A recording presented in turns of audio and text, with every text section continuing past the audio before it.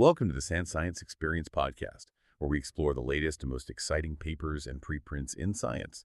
If you're enjoying this deep dive, please take a moment to like, subscribe, and share it with your friends and relatives.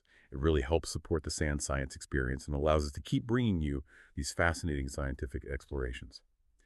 Okay, so today we're diving into something pretty fundamental, maybe one of humanity's oldest quests, finding the fountain of youth, but forget, mythical springs. We're talking cutting-edge science here, and specifically this ambitious new field called geroscience. I mean, imagine if we could actually slow down the aging process itself, right? Instead of just waiting for diseases like heart disease or diabetes to pop up and then treating them one by one.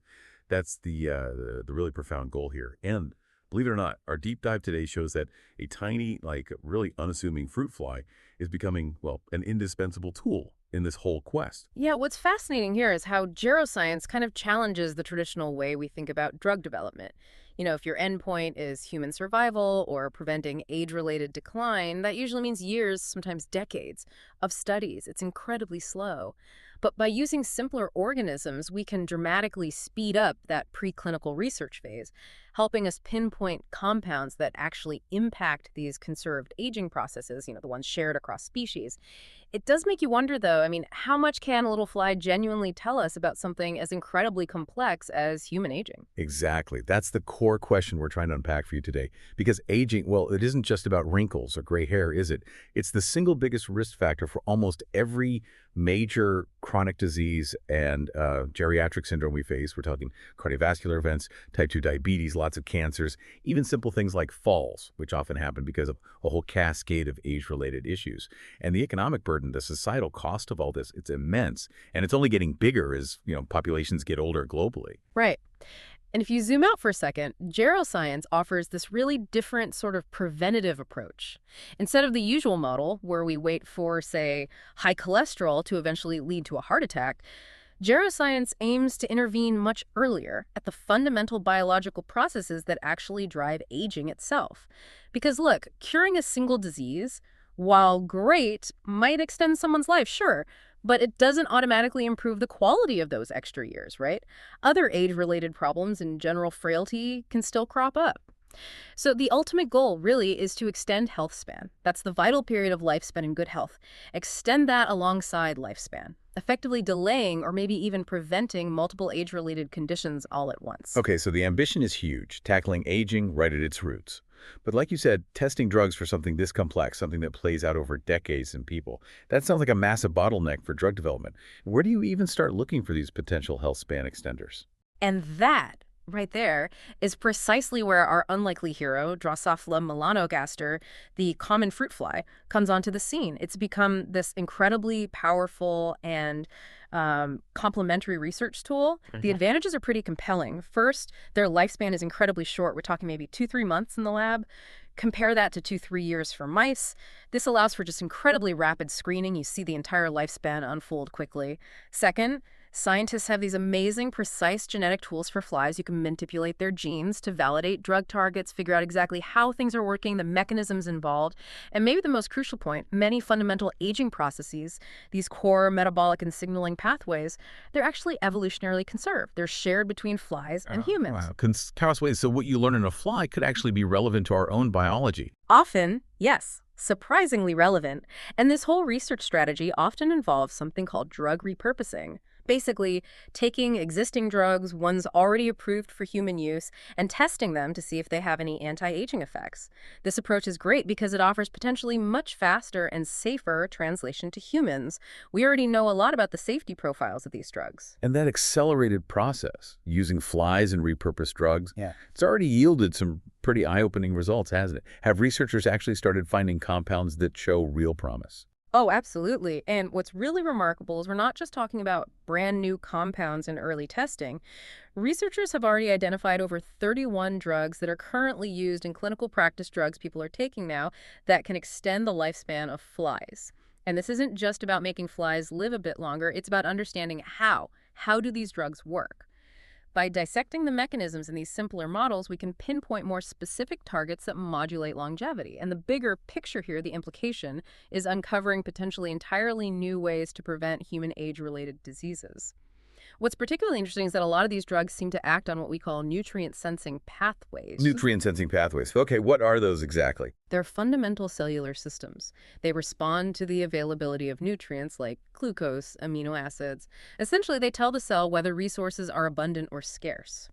Some key players here you might hear about are things like insulin-like growth factor signaling, or ISA, the mechanistic target of rapamycin pathway, often called TOR, and AMP-activated protein kinase, or AMPK. These are big ones in aging research. Okay, let's maybe dive into a couple of examples then. What about rapamycin? I think maybe people know that one as an immunosuppressant, right? For organ transplants. How does a drug like that, with such a specific human job, end up affecting aging in flies?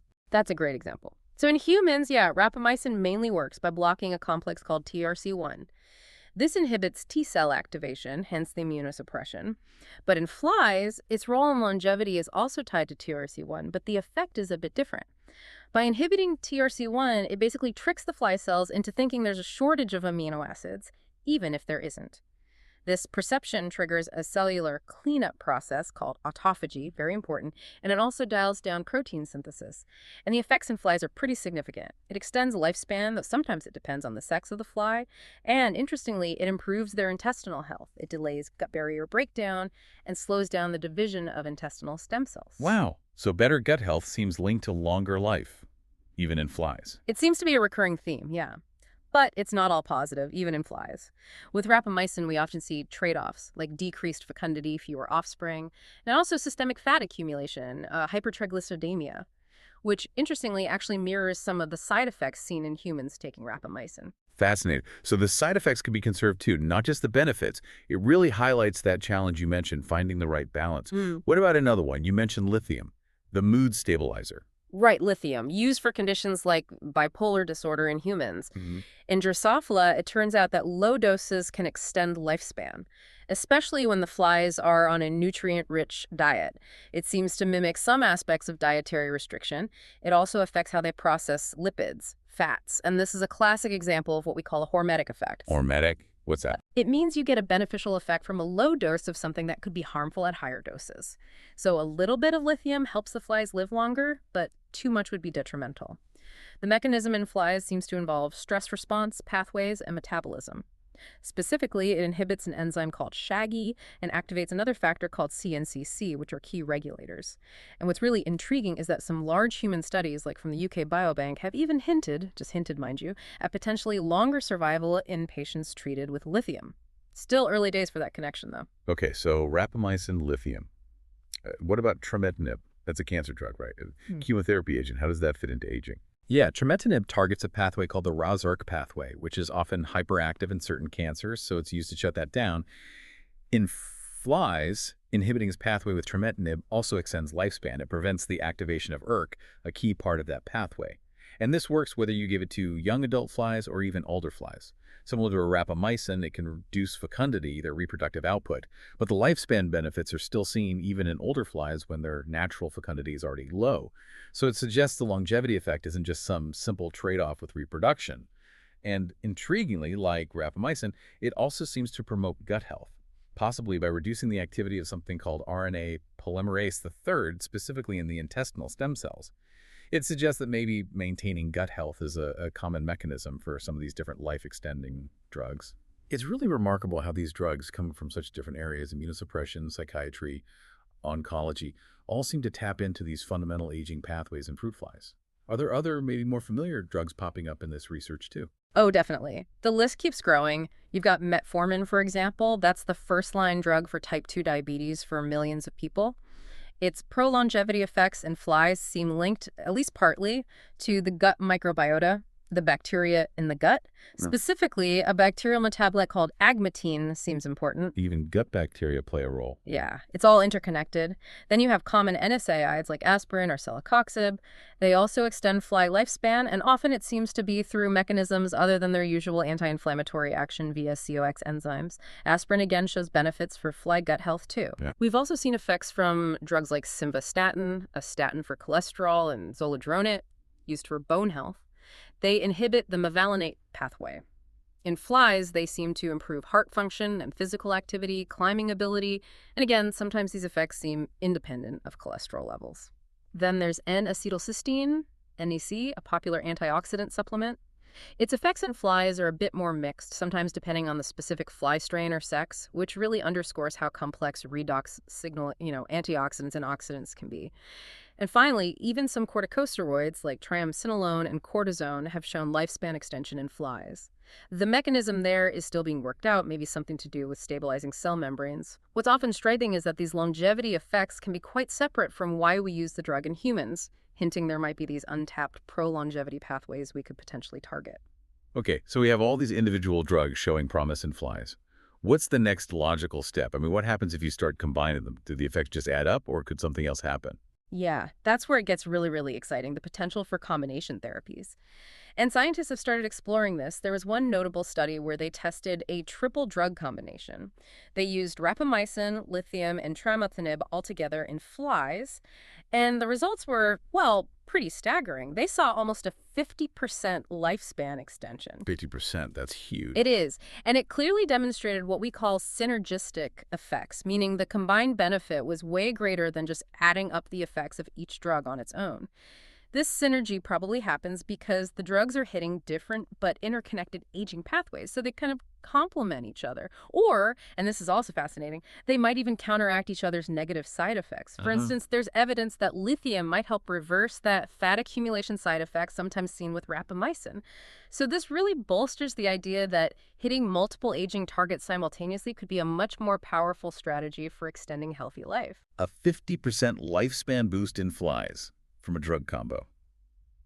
That sounds almost like science fiction territory. But, okay, let's bring it back down to earth a bit. Despite this incredible promise, moving from findings in these tiny flies to actually helping humans live healthier for longer, that must still involve some pretty significant hurdles, right? Oh, absolutely. It's a long road. One major challenge is just making sure that when we see longer survival in flies, we're genuinely hitting those conserved aging processes. We want interventions that extend both the average lifespan, the median, and the maximum lifespan, not just something that treats a specific fly disease or only pushes the average up a bit. Another really crucial step is developing better ways to measure health in flies. We need more comprehensive health scores, standardized ways to assess their health span or frailty, things like physical activity, organ function, much like we do in geriatric medicine for people. Lifespan data alone isn't enough. We need to know if they're living healthier too. Right, because living longer isn't the only goal. And then there's the worry about, false hits, isn't there? Where a drug works in a fly, but maybe for reasons that just don't apply to us. Exactly, that's a big one. A drug might work wonders in a fly through some mechanism that's unique to insects, or maybe the target protein just isn't the same in humans. So, to avoid these false positives, it's absolutely vital to confirm that the drug targets are actually conserved in humans. And that if a drug affects a specific tissue in the fly, say the gut, that it has a similar effect in the functionally analogous organ in humans. And this is where Drosophila's amazing genetic toolkit is so powerful, you can use it to really nail down and validate those targets and mechanisms. We also have to deal with diet dependency.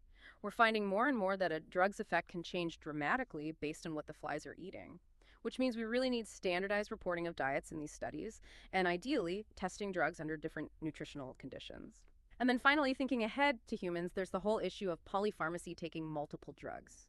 Combining several drugs, especially in older adults who might already be on multiple medications, can lead to really complex interactions and unforeseen side effects. So while the synergistic potential is exciting, future research has to very carefully weigh the safety and efficacy of any combination therapies. Okay, so putting it all together, it sounds like Drosophila, the humble fruit fly, is proving to be this incredibly powerful workhorse model.